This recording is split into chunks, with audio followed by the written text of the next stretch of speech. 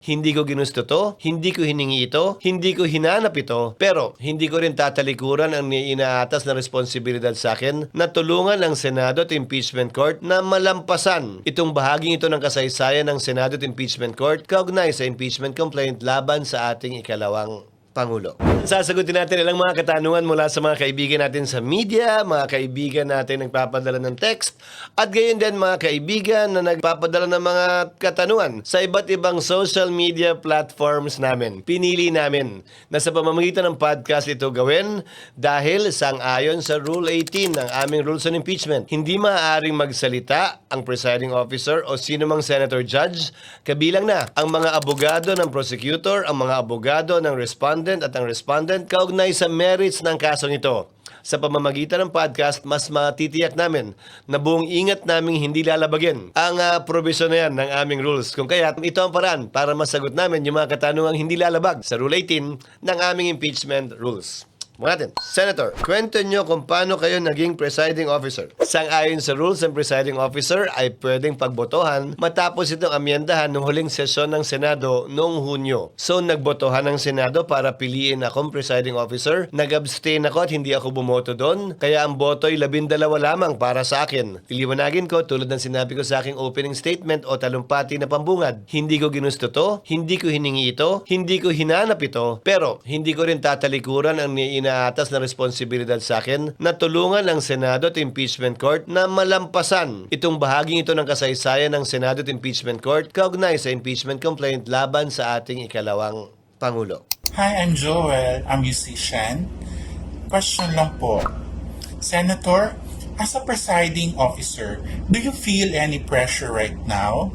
Wala. Dahil bahagi lang naman siya ng trabahong pwede gampanan ng isang senador kung maatasan siya bilang isang presiding officer. Hindi naman. Wala namang pressure.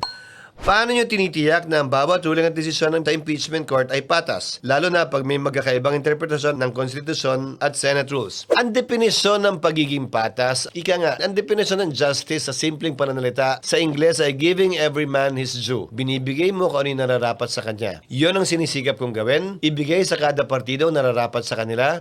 Subalit may dagdag. At kung ano ang binigay mo sa isang partido, dapat yun din ang gawin mo sa kabila. Kaya ano nabigyan ng pagkakataon, hindi ba magsalita ang prosecution na parang nagkukwento na sila. Sabi ko nga doon, peroration. Hindi na napigilan, nalagay na sa record. So dapat, ang patas at tamang gawin, bigyan mo rin ng pagkakataon yung kabilang panig na magsalita din sa pamamagitan ng pagkakataong binigay sa kabila nung nauna na dahil sa tanong ng isang senator judge. Hi, Christian here, isang pribadong empleyado. Sir Cheese, isang curious question. Sa nirami-rami ng objections at motions, piling nyo ba minsan referee na kayo? Yun naman talaga ang trabaho ng isang presiding officer o judge. Mag-referee sa pagitan ng abogado ng mga partido para matiyak napapangalagaan ng karapatan ng magkabilang panig. Nagsalita si Senator Pam na sana wag masyadong technical para makasagot yung testigo ng diretso. Nagsalita din si Senator Pia. Sabi may rules tayo, may dahilan kung bakit may rules tayo. Yun ang binabalanse, pilit kong binabalanse sa mga pagpapasyang ginagawa ko bilang presiding officer na matitiyak ko na kung ano man ang pagtratong binigay ko sa prosecution, yun din ang pagtratong dapat ibigay sa respondent upang pantay na pagkakataon ang binigay mo para ipresenta nila yung kanilang ebidensya at yung kasong gusto nilang mapanood at makita ng ating mga kababayan. Ano ang tugon nyo sa mga punas ng minority at sa petisyon na kumukwestiyon sa legalidad ng pagiging presiding officer mo sa trial? Karapatan po nila yan at mas maganda ngang iakyat nila sa Korte Suprema upang mapagpasahan ng may buong linaw para sa hindi malayong hinaharap o sa hinaharap kung mangyari man ito muli. May gabay na tayo kung pwede nga ba o hindi yan at hindi na natin pag-aawayan pang muli ito.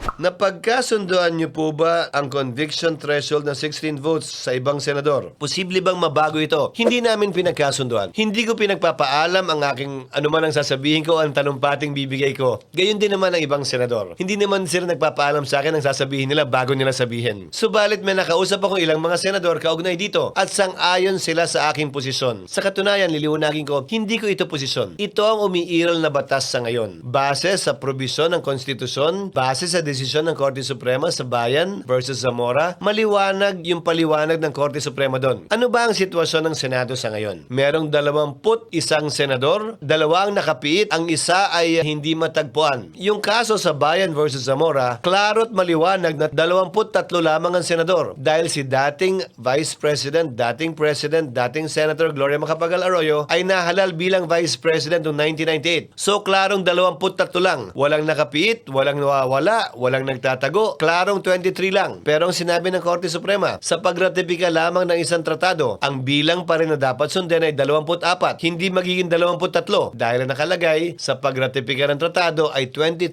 senators. Lalo pa siguro kaya kung impeachment ang pag-uusapan, na karapatan ng isang tao ang pinag-uusapan, hindi lamang karapatan ng isang tao, mandatong binigay sa kanya ng milyon nating mga kababayan. Mas dapat siguro na maging stricto tayo tulad ng sa pagratipika sa mga tratado. Gaya ng sinabi ko, ito ang kasalukuyang batas na umiiral. Naalala ko yung aking professor sa constitutional law, the late former Professor Perfecto Fernandez. Sabi niya sa amin, when the trial court makes a mistake, it is appealable to the Court of Appeals. When the Court of Appeals makes a mistake, it is appealable to the Supreme Court. If the Supreme Court makes a mistake, it becomes part of the law of the land. Ito ang umiiral pong desisyon ng Korte Suprema, sang-ayon man po tayo o hindi. Kaya nga sinabi ko, kung sino man ang hindi sang-ayon sa posisyong ito, hindi lamang ng presiding officer, pati na rin ng impeachment court. Dahil wala namang umapila o naghahanap ng rekonsiderasyon sa aking pasya at sinabi, may pagkakataon silang iakyat ito sa Korte Suprema dahil justiciable controversy na ito. Depende siyempre sa pagpapasa ng Korte Suprema din, sa palagay ko, pwede nang iakyat at hinug ito. Bakit ko sinasabi ito? Ang impeachment process ay highly political. Klaro naman po, hindi ba? Na may magkabilang panig na magkaiba ang sinusulong. Pabor o kontra man sa impeachment, pabor o kontra man sa nasasakdal. Hindi ba dapat lamang na kapag natapos ang impeachment, tapos na rin ang gulo, away at bangayan? Impeachment ang proseso para tumuldok dito sa prosesong ito. Ang pangit naman at ang lungkot, kung matapos namin magdesisyon na may 14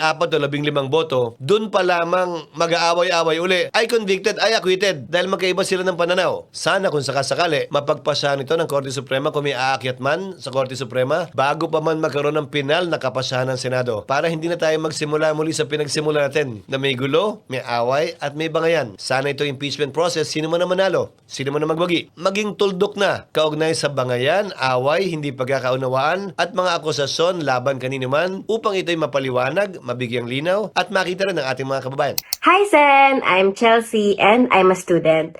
Curious lang po ako, mainit po ba yung suot niyo na robe? Actually, mainit doon. Pinalakasan ko yung aircon ilang beses na dahil makapal yung robe na nakuha. Itong impeachment robe na ito, binili pa ito para sa nakarang impeachment noong 2025. Senate President pa ako nung in-order namin yung mga robe na yan. Konting dagdag na lang para dun sa mga bagong senador na pumasok noong 2025 na hindi bahagi noong nakaraang kongreso ang binili ng Senado para sa mga impeachment senator judges.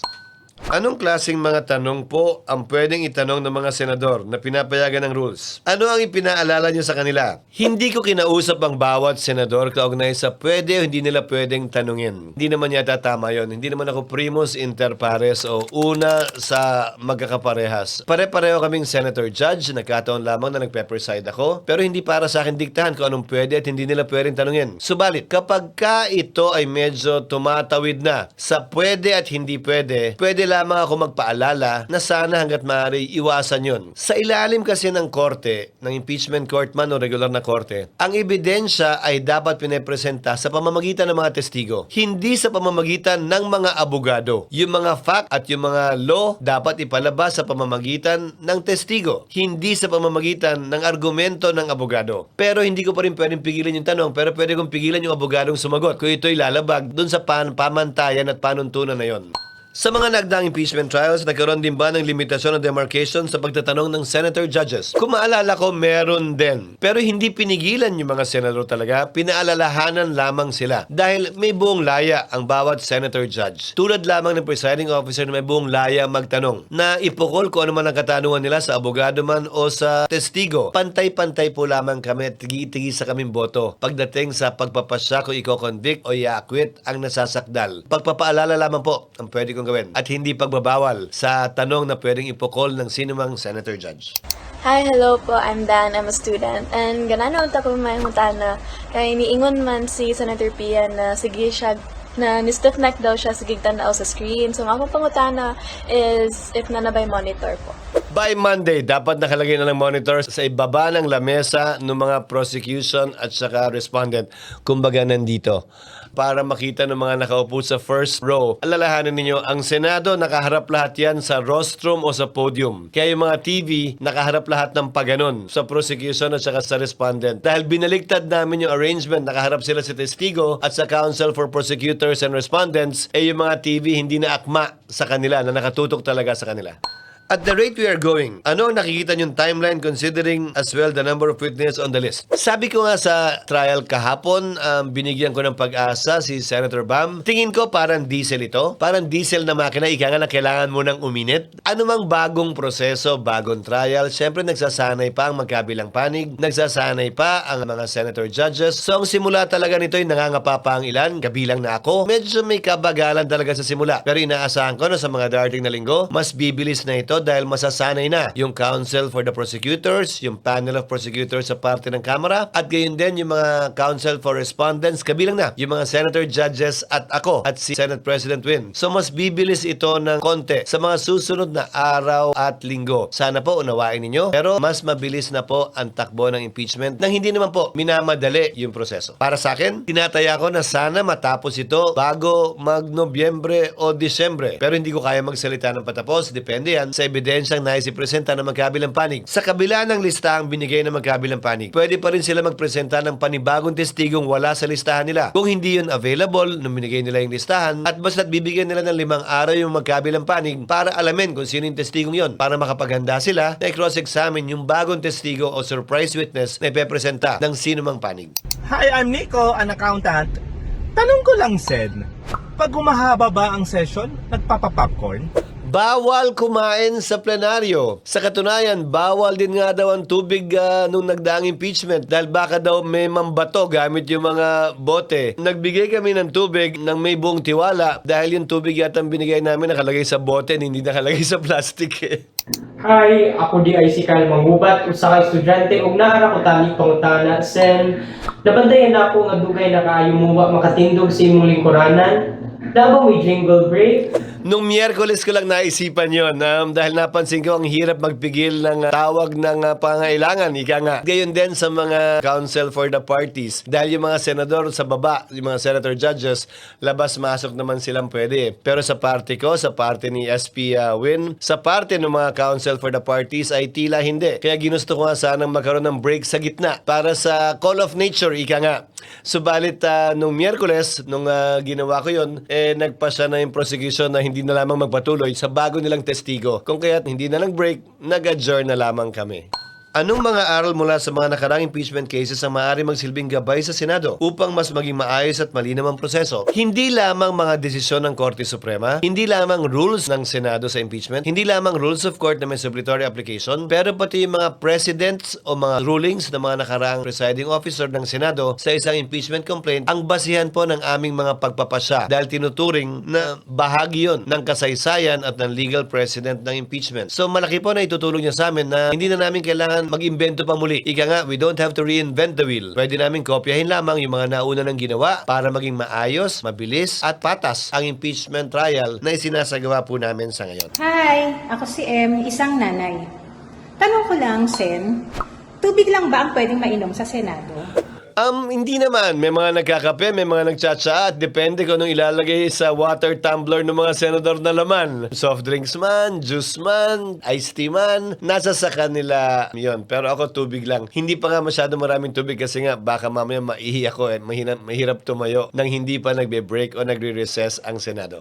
Ano sa tingin nyo ang pinakamalaking hamon bilang presiding officer ng impeachment trial? Siguro na mapanatili, orderly, mapayapa at maayos yung proceedings dahil tinitiyak ko, darating yung panahon na magkakainitan ng magkabilang panig. Darating ang panahon, hindi lamang initan, hindi pagkakaunawaan ang ilan sa mga senator judges tulad lamang ng mga ordinaryong sesyon namin sa Senado at mga nagdaang impeachment cases. Nagkaroon pa nga ng walkout yung isang dating impeachment kung maalala po ninyo sa ating kasaysayan. Susubukan po naming iwasan yon at yun ang hamon na kinakaharap siguro, hindi lamang ko bilang presiding officer, pero ng bawat senator judge. Dahil tulad ng sinabi ko, hindi naman po ako primus inter pares o una sa mga magkakapantay. Pare-pareho lamang po kaming senator judges. At ang hamon sa amin ay tiyakin na itong prosesong ito ay matatapos ng maayos, matiwasay, at hindi lamang magiging parehas, pero mukhang parehas. We should not only be impartial, but we should also give the impression and appearance that it is impartial. Hindi po maaaring impartial-impartialan lang. Dapat mukha at totoong impartial ang impeachment court.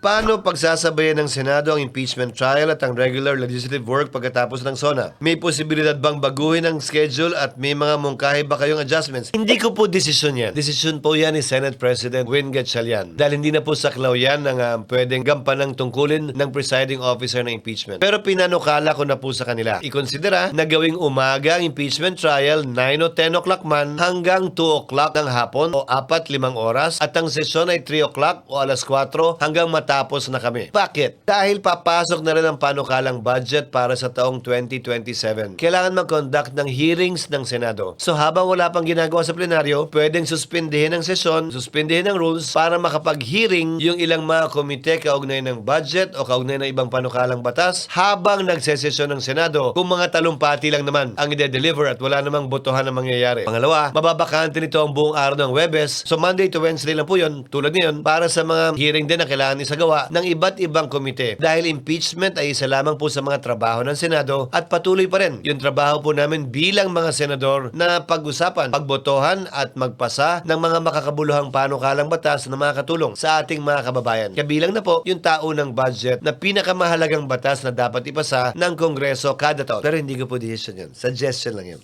Ano ang inyong pinagtutunan ng pansin sa Senado habang nagpapatuloy ang impeachment trial? Hiningan kaming lahat ni Senate President Win Gatchalian ng mga priority bills upang sa gayon yun ang tututukan niya na mapasa sa pagbubukas muli ng Senado matapos ang SONA. Inaasahan ko na yun yung magiging pangunahing tututukan ng Senado. Hindi lamang ako, pati ibang mga senador dahil ang listahan ito ay nanggaling hindi lamang sa isa, kung hindi galing sa lahat. Hello, ako Gilles Jose. I'm a student. Gusto ko lang mabalaan kung pwede ba mag-absent ang mga senador during the impeachment trial. Pwede. Kung talagang kinakailangan at kung hindi talaga may iwasan, parang sesyon din naman yan. Dapat mag-attend ng sesyon, dapat mag-attend ng trial. Subalit kung may sakit, may karamdaman, hindi umabot, may magandang dahilan, pwede dahil court of record ang impeachment court. Parang korte rin yung ordinaryo na may rolyo. So lahat ng pinag-usapan sa hearing na mismo, pwede mong basahin o panoorin gamit ang records ng Senado. Magkano nagastos ng Senado sa unang linggo ng impeachment trial kasama ang logistics at security? Si Senate President Win Gatchalian po ang dapat na makaalam po nito. Subalit, ang kaya ko lang siguro sagutin na ito, hindi kami nagdagdag ng tao, hindi kami nagdagdag ng security, wala kaming biniling bagong lamesa. Alam ko, galing lamang sa bodega ng Senado yung ginagamit na lamesa ng counsel for both parties. Yung witness box, ginawa yan nung panahon ko pa bilang Senate President, bilang paghahanda nung impeachment dapat nung 2025. Kung meron man, yung aircon nakabukas pa rin sa Senado kahit may impeachment o wala, kahit may sesyon o wala. So walang dagdag sa utilities. Siguro may dagdag man sa utility, sa tubig dahil mas maraming gumagamit ng banyo, pero walang ganong kalaking dagdag sa gastusin ng Senado itong impeachment trial. Mas maraming oras lang na ginugugol ang mga senador sa Senado bilang impeachment court. Dahil ngayon dapat recess po kami. Pero imbis na recess, nandun po kami nagtatrabaho bilang senator judges. Yun lang po siguro ang pagkakaiba. At wala rin pong dagdag sa sweldo namin kahit na may dagdag na trabaho. Hello, I'm Zina. Nagtatrabaho ako sa isang BPO company. Question lang, Senator. Bilang ordinaryong mamamayan, anong mapapala namin sa impeachment trial? Pinapatunayan at pinapakita kasi nito na tumatakbo, umuubra yung demokrasya natin sa ating bansa, na sa dulo magbebenepisyo dapat ang bawat Pilipino. Dahil sino ba naman ang gustong manirahan o mabuhay sa isang bansang may diktadurya? Buhay ang demokrasya sa ating bansa at ito ang pinapakita at pinapatunayan natin sa pamamagitan ng prosesong ito. Yun marahil ang pinaka pwedeng maibigay ng prosesong ito sa ating mga kababayan. Ano ang mensahe nyo sa publiko na umaasang magiging maayos at makatarungan ang buong proseso? Sa abot po na aking makakaya, bilang presiding officer at bilang isang senator judge, isa sa 24, sisikapin ko po palagi na maging maayos, patas, parehas, at magagawad ng katarungan ito sa lahat ng partido sa kasong ito, prosecution man o respondent man. At natatapusin namin ito at hindi iiwanang bitin. Dapat lamang po na kung ano man ang sinimulan ay dapat tapusin. At sana ito nga binalikat pagpapahayag naming proseso nito ng impeachment ay tunay na tapusin ng Senado bilang impeachment court, hindi mabitin. Kung ano man ang konklusyon, sino man ang mapaboran nito, sino man ang masaktan, sana tanggapin ang magkabilang panig, unawain at maunawaan dahil ginagampanan lamang po ng Senado ang aming trabaho nang walang dapat kinikilingan ng bawat isa sa amin. Maraming salamat po sa lahat ng padala ng katanungan sa pamamagitan ng message, sa pamamagitan ng social media accounts namin at sa pamamagitan ng mga interview sa ilan sa ating mga kababayan kaugnay ng sinasagawang impeachment trial ng Senado. Pinili po namin, ulitin ko, na gawin ito at hindi isang press con o interview dahil hindi naman po perpekto, tao lang, baka po madulas at magsalita kaugnay sa merits. So at least to, sa prosesong ito, sa parang ito, matitiyak po namin na hindi namin lalabagin ang Rule 18 ng aming impeachment rules. Maging ganun pa man, sisikapin po namin bigyang linaw ang mga katanungan po na meron kayo kaugnay sa proseso ng impeachment at yung mga nagaganap sa impeachment. Sana nabigyang linaw po kayo maski na papano sa nangyayaring impeachment trial sa Senado ngayon at sana tulad ng dati meron po kayo napulot na dagdag kaalaman o aral sa aming diskusyon at tinalakay na paksa sa araw na ito. Sa muli, ito po ang Cheese Whiz, usapang may laman at hanggang sa susunod po.